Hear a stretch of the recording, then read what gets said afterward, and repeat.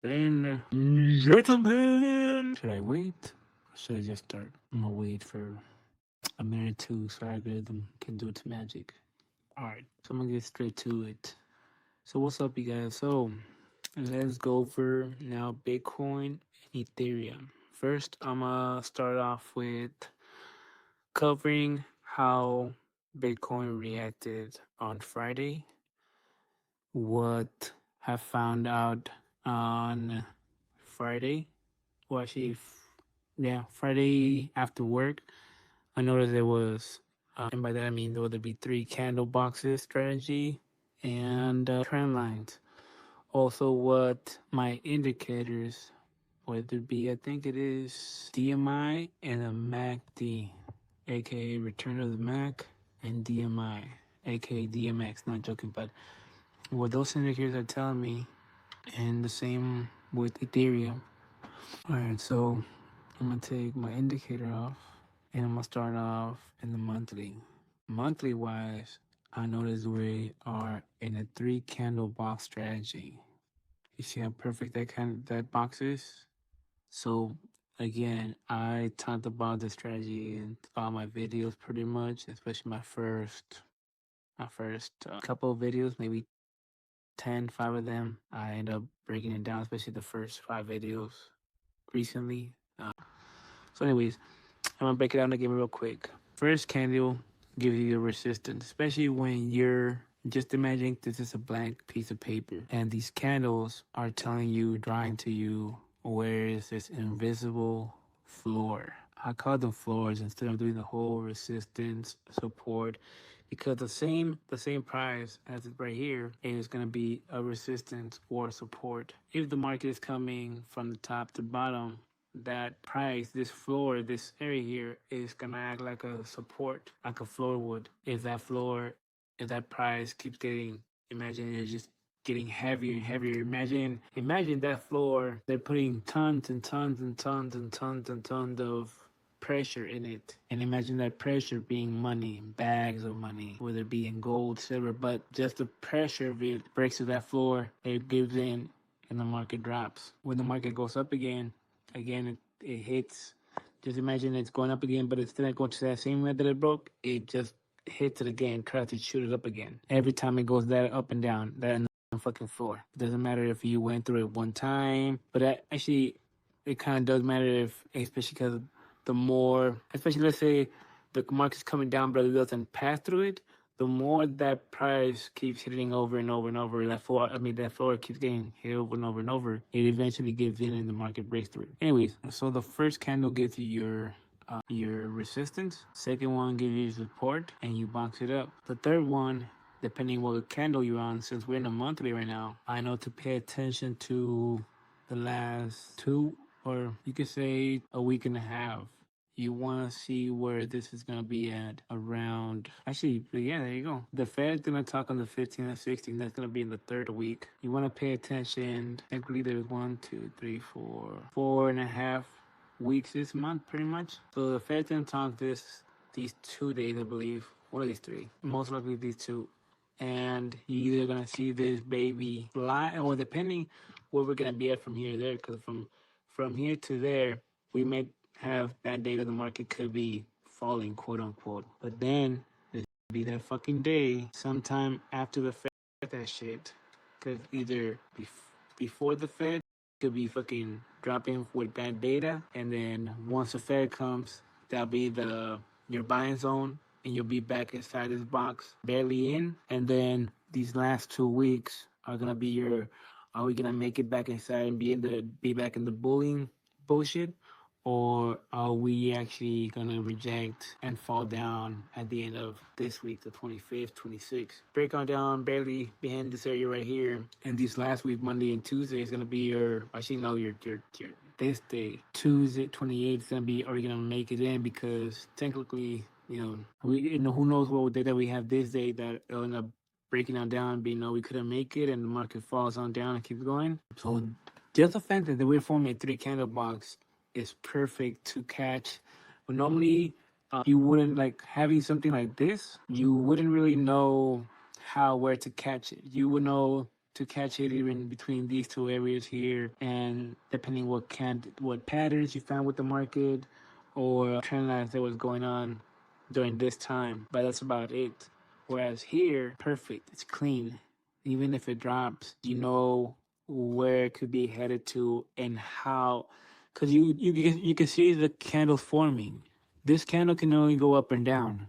This every candle, right? So if you can see how this could play out in this month, this a month, I could see the market having bad news, scaring the market in the last 2 weeks. Recover from that, complete this box being green, red, and then green, and the market will shoot, and you'll see Bitcoin either close right here, and again next month is gonna be or either just as long as we're inside this, by the end of this month, it's still bullish for crypto, especially if we just had a fucking crazy drop with S&P 500 and we recovered and we end up closing inside of here. If it closes like this, if it closes anyone here is still bullish for the market. That's why next week, even if the Fed don't end up raising interest rate this month, there's always going to be that next month. There's always going to be that next. So by the end of the, let's say the 15, 17, he says bad news, and you see Bitcoin drop to the 100s, and then towards the end,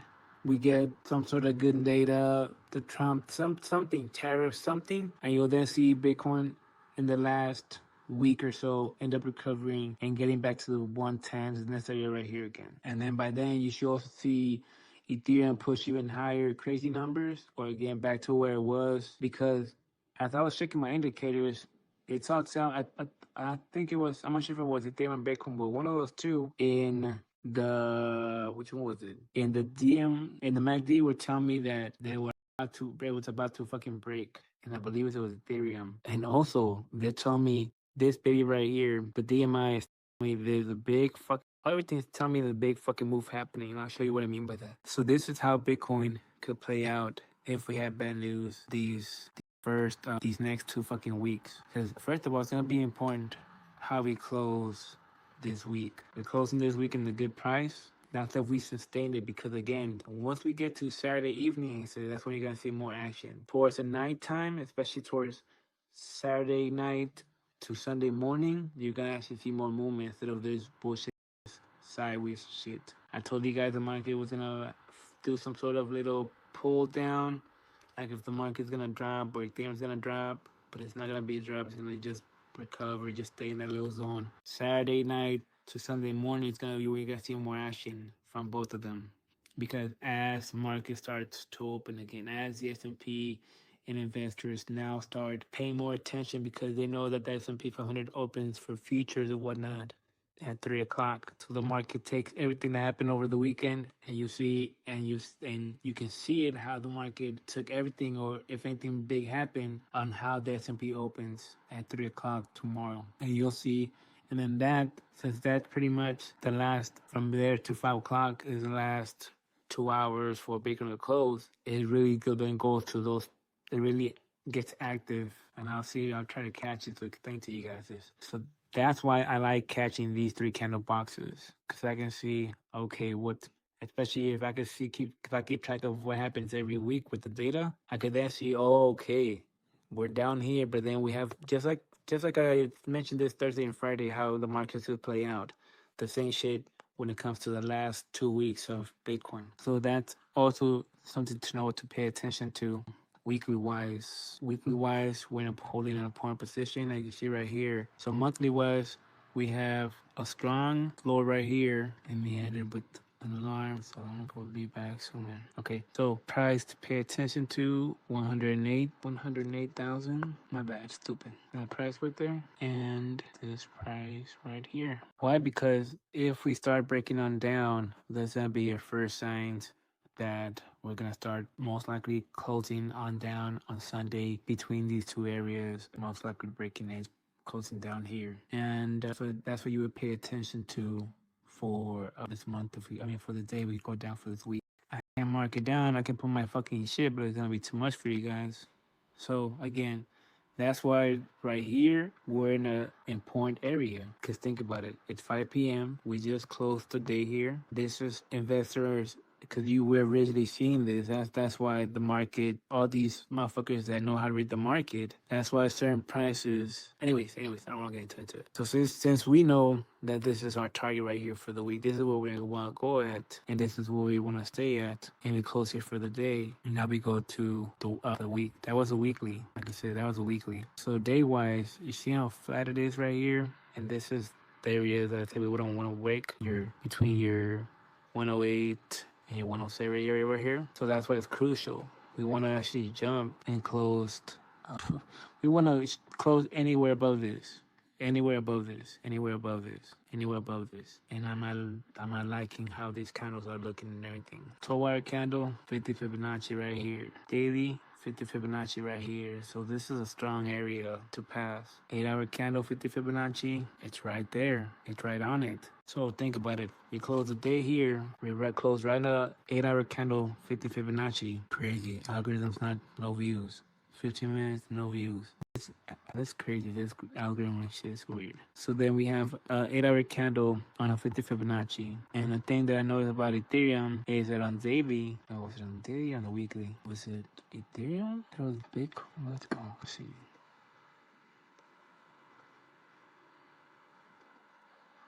Already happened. It was this right here. Yeah, it was this 12-hour candle, 3 candle box right here. This one right here. First one give you the support. Second one gives you the resistance. You box it up. You wait the 12-hour candle, so you will wait to your and the last 4-hour candle from 1 to 5, and you pay attention to your 3 o'clock. So see, let me break it down real quick. I can't put no right here. 12-hour candle. Red, box it up. Oh shit, box it up. I'm just doing anything I can show you guys real quick.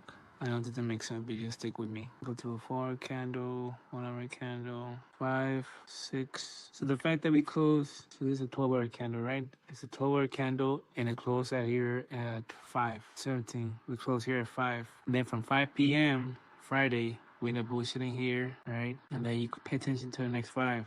The next 5 close above it, so bullish, right?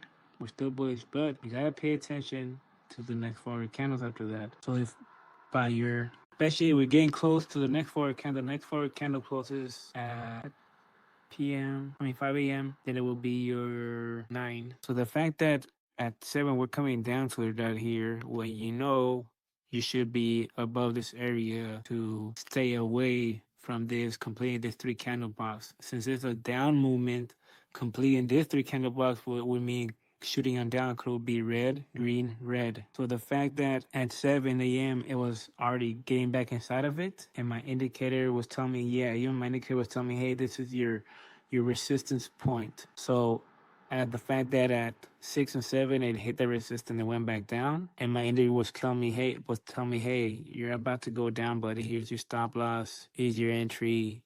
And that's why I said this will be an important area to pay attention, because that was your core.